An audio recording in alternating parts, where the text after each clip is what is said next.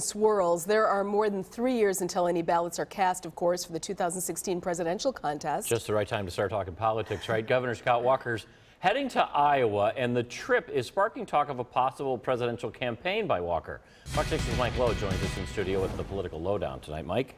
Good evening, Ted, and good evening, Mary. Iowa holds the first presidential nominating contest in the country when it holds the caucuses in January of 2016.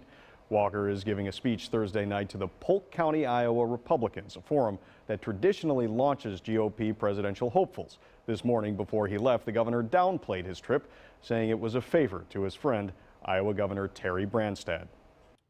It's just as simple as Terry Branstad's a good friend of mine. He did an event for me last year when I was running in the recall election.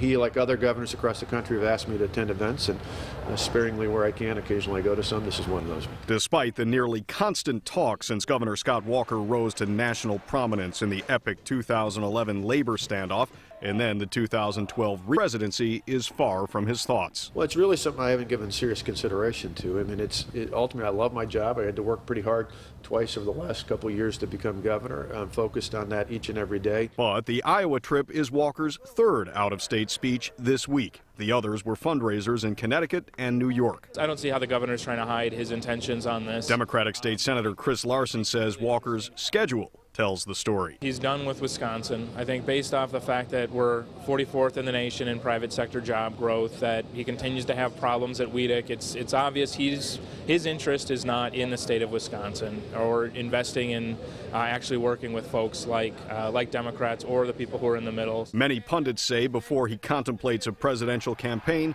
Walker would first have to win re-election in Wisconsin in 2014. Will you finish a second four-year term if you're re-elected? I haven't even thought about that. I mean, I'm focused on finishing this term, and we'll see in the future in terms of at some point next year I'll make an announcement on the 2014 election. But really for now I'm focused on the term I'm in. He's appealing to those on the far right, so it makes sense that he's trying to move on or at least flirt with the idea of running for president, leaving Wisconsin behind. In addition to that, Scott Walker is writing a book, another move seen as laying the groundwork for a run. Today, there are reports also that former vice presidential candidate and possible presidential contender Congressman Paul Ryan is also writing a book that will come out next year. Back to you. Mike.